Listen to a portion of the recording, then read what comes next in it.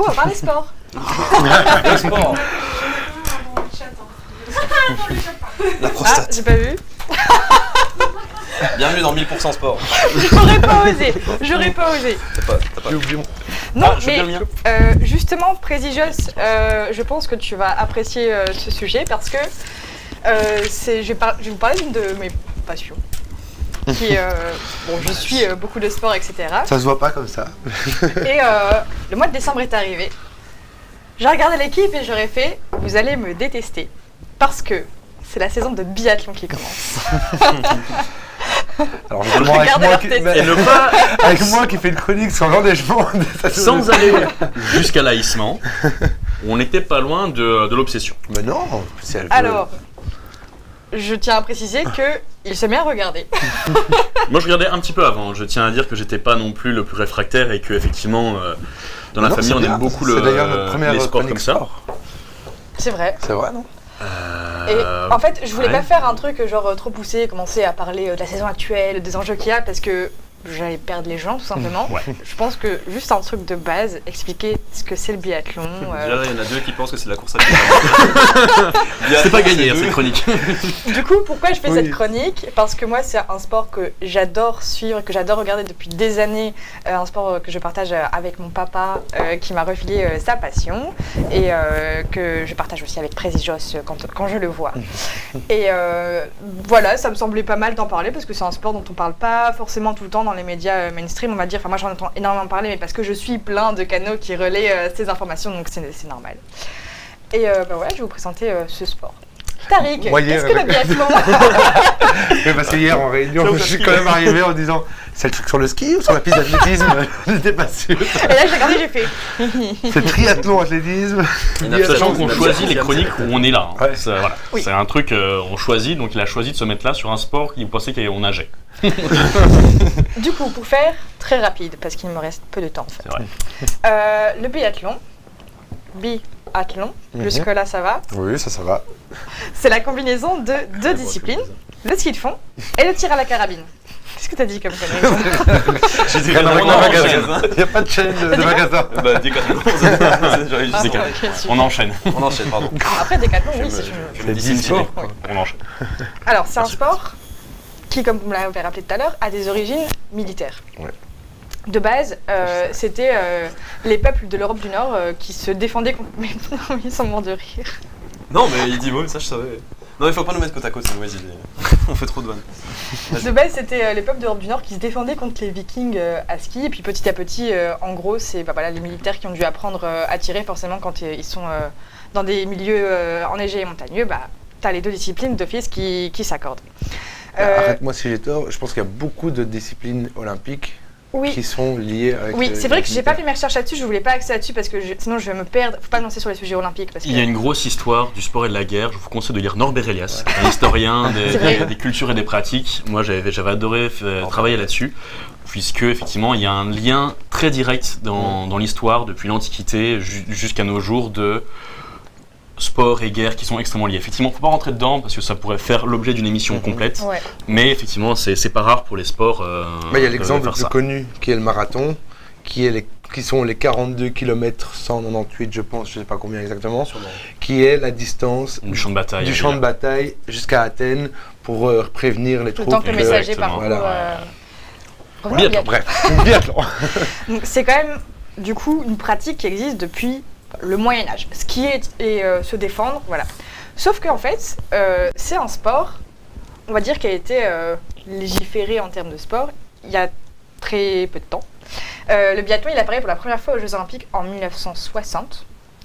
Et les femmes doivent attendre les années 1980 pour qu'il y ait une discipline à peu près organisée pour elles.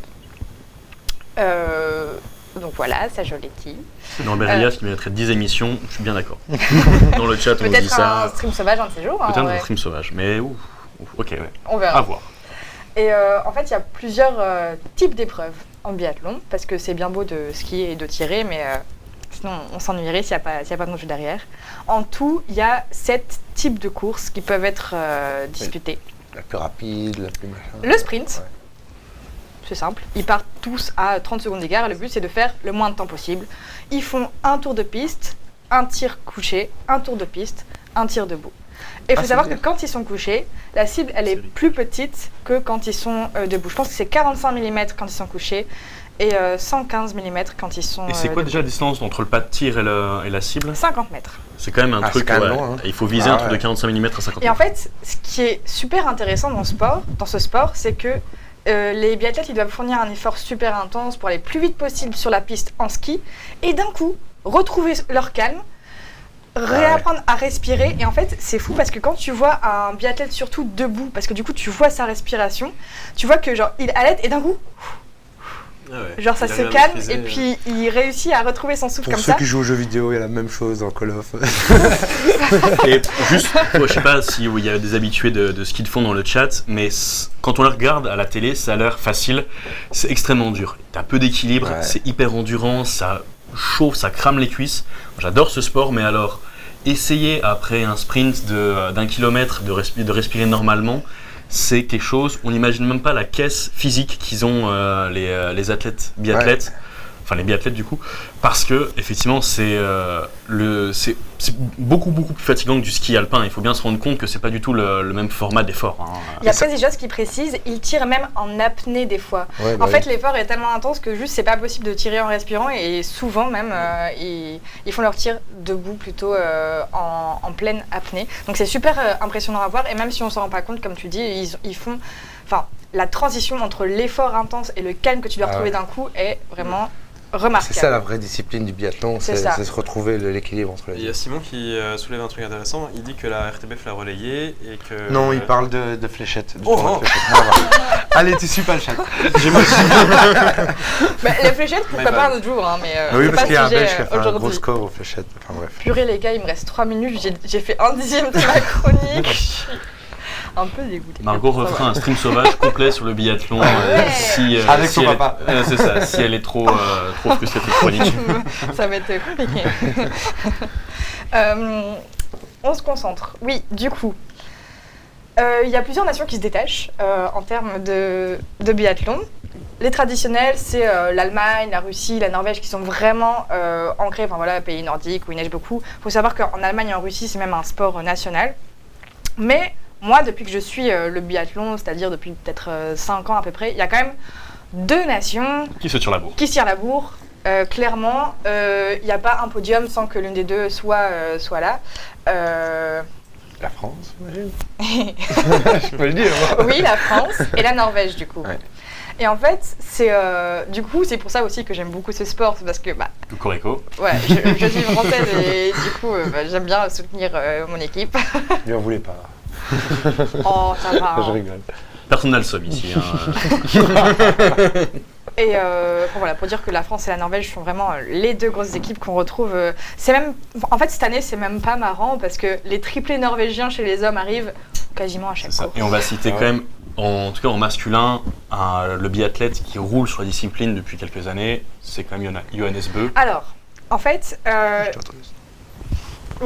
je vais le mettre en parallèle avec Martin Fourcade. Ouais, bien sûr. Parce que C'est Martin un nom qui Fourcade, parle à c'est tout quand le même. Voilà, c'est celui qui m'a fait regarder le biathlon parce que voilà, il est trop fort. Pour vous donner des chiffres, c'est le sportif français le plus titré aux Jeux Olympiques avec 5 médailles d'or et 2 d'argent. Donc devant Teddy Riner, hein, ça veut dire. C'est le recordman de victoire au classement général de la Coupe du Monde de biathlon. De 2012 à 2018, en gros, il a tout eu. Et pas la natation aussi ou il était super, Au- super primé Alors en là, natation sûrement, Phelps, mais, ouais, mais. il me semble. ouais. en français, un sportif français, je Ah, parle, ok, hein, oui, le oui, plus oui. titré au JO. Ah, ok. Et il faut savoir que l'athlète le plus titré au JO d'hiver, c'est aussi un biathlète, un Norvégien qui s'appelle Ole Einar Bjørndahl. C'est parce qu'il y a cette discipline dans le biathlon. Mais oui, mais en fait, mais c'est vrai. Ouais. Mais c'est parce qu'il y a plein de courses Ouais, qu'en c'est fait, ils peuvent gagner plein de médailles en peu de temps. Et c'est pour ça aussi qu'ils se retrouvent athlètes Comme en natation. les plus titrés. Et effectivement, cette année, en fait, Johannes Bö, on va dire, il a un peu pris la relève de Martin Fourcade au niveau des performances, etc. Et bon, l'année dernière, il s'était un petit peu réservé pendant la Coupe du Monde pour les JO. Parce qu'il y avait cet enjeu-là aussi. Mais cette année, il est revenu en force. Et, Et il a il est roulé, trié un petit sans mauvais peu. jeu de mots, sur la compétition. bon, Roule je le voulais ski, roule absolument pas pas. au ski, Regarde, j'en suis là. Il me reste tout ça, mais je peux pas vous Peut-être parler de citer tout. aussi les podiums féminins, parce que c'est aussi un sport. Oui, mais j'ai pas le temps. Non. Je voulais juste, en fait, Ah, quand même c'est ça, souligner si j'en parle, la Belgique n'est pas inexistante en biathlon. Alors, j'ai fait mes recherches, il n'y a pas grand-chose. Mais En même temps, tu es ski. Oh, non, c'est loin d'être le sport le plus populaire ici, mais en tout cas, il grimpe en flèche. Et la Fédération belge de biathlon existe depuis 2012. Et en 2022, il y a le premier stade de biathlon qui a été inauguré en Belgique, à Elsenborn. Ce qui permet aux biathlètes en fait, d'avoir un entraînement un peu plus digne de ce nom quand même. Et cette année, il y a 3 biathlètes belges qui participent à la Coupe du Monde. Lottely, Florent Claude, qui est le frangin de 2 biathlètes français qui font des bons scores aussi, et Thierry Langer. Et en vrai, ils font des bons résultats, notamment Florent Claude, il est souvent autour du top 20 actuellement, il est 19e du classement général. Donc franchement, c'est une belle performance. Lottely aussi se situe pas mal chez les femmes. Et on a surtout une jolie relève en IBU Cup, qui est en fait le championnat juste en dessous en termes de niveau de la Coupe du Monde, qui est en gros la Coupe tremplin, d'Europe, quoi. Oui, c'est ça. Ouais. Et où là, on a aussi pas mal de Belges qui vont assurer la relève. On salue notamment Maya Clotens, qui a fait 4 podiums en 5 courses. Quand même. Pas mal comme ratio. Joli résultat. résultat. C'est Donc intéressant. en fait, voilà, pour moi, la Belgique a quand même un bel avenir là-dedans. Et si j'en parle aujourd'hui aussi, enfin non, c'est un complet hasard, mais je suis contente, c'est que la saison a repris aujourd'hui avec le sprint femme. Et il me semble que c'est la Suédoise Elvira Öberg qui a terminé première devant Julia Simon, et je ne me souviens plus. Si, la troisième c'est Dorothea Virer, l'italienne. Voilà, donc félicitations à elle. Et franchement, en regardant les courses féminines et les courses masculines cette année, on a vachement plus de surprises côté femmes et du très beau spectacle. Donc, C'est un sport qu'on vous encourage à regarder parce que ça dure pas très longtemps. Ça dépend. Ça dépend Les relais sont assez longs. Les relais sont assez longs, mais c'est pas des sports où en fait c'est répétitif ou trucs comme ça. On a l'impression que quand les biathlètes skient, il se passe pas grand chose, mais c'est tellement des efforts, des courses poursuites, Et des rien n'est joué rattrapages. jusqu'au bout. Et c'est ça. Et en général, c'est très très fort en suspense. Moi, je voulais on se rend savoir. pas compte, mais c'est assez fun à regarder. Ça va aussi vite qu'un match de handball ou de basket, par exemple. Donc c'est rythmé, c'est très très rythmé comme sport. Moi, je voulais juste savoir la compétition la plus importante, c'est les JO ou championnat du monde? En fait, c'est pas la même chose parce que, alors, la Coupe du Monde, elle a lieu tous les ans. Tous les ans, genre la saison régulière de décembre à mars. Dans cette saison régulière, tu as une semaine qui est réservée aux championnats du monde. Et les championnats du monde ont lieu aussi tous les ans, sauf l'année des JO. Ah, ok. En gros, ils sont pas remplacés par les JO, mais du coup, ils enlèvent quand même les championnats du monde parce que sinon, ça fait C'est beaucoup pour les Les athlètes. JO, ça a une valeur symbolique de toute façon. Dans tous les Oui, athlètes. ça, dans c'est beaucoup de pas, sports, c'est pas la même chose, ça n'a pas la même valeur. Pour moi, tu peux pas comparer des JO à des championnats du monde. Mais Oui, parce qu'ils ont lieu chaque année. Mais je parle de la Coupe du Monde plutôt. S'il y a Là, une c'est coupe. pareil. en fait, ça a lieu chaque année la Coupe du Monde. Ouais.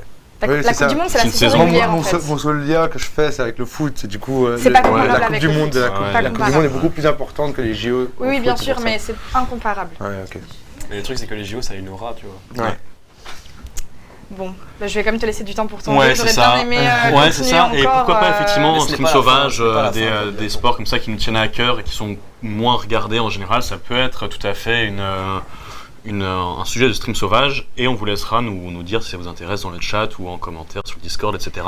Si ça peut vous intéresser de suivre et de découvrir des disciplines avec nous, même si on peut se regarder des matchs, etc. ou des résultats ou des highlights, ça peut toujours être très très fun à faire. Oh, je suis D'ailleurs, chaud. ça a suscité beaucoup de commentaires. Oui, Ah, il y a du déjà, monde fan ça- des intérêts, hein. Grégory, merci beaucoup. Il y a une merci. team biathlon ici assez importante Donc je vais inviter le reste de l'équipe à remonter qui n'écoute plus. sur la scène. Oui, ils sont en chômage technique.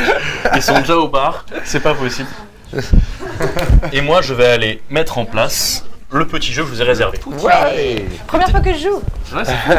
Mais petite question subsidiaire sur le biathlon. Vas-y. Niveau médiatisation, moi je me demande parce que genre, comment tu suis tout ça? On Parce que recommence pas. ça a pas l'air. Je crois comprendre que du coup tu peux vivre de ça au niveau financier, que les prix doivent être assez corrects, ou alors il y a des Ah, c'est subventions, je sais professionnalisé pas. quand même depuis longtemps. Ouais, mais au niveau médiatisation, comment ça se fait que comment tu peux suivre ça? Comment tu peux suivre ça? Mais où est-ce que c'est diffusé Bah en fait, moi du coup, en France, on a la chaîne L'équipe qui est gratuite et qui rediffuse ça Tu sais prendre. de manière Frotte. quotidienne quand ça a lieu, on va dire. Ouais. Mais ici, du coup, depuis que je suis en Belgique, je suis un peu triste parce que comme le sport n'est pas aussi populaire, il n'est pas rediffusé comme en France de manière gratuite et tout. Il va être diffusé quelque part, mais je me suis pas encore intéressée. Du coup, je mets un petit VPN, je me connecte à l'équipe Ah. et D'ailleurs, NordVPN, si vous passez par là.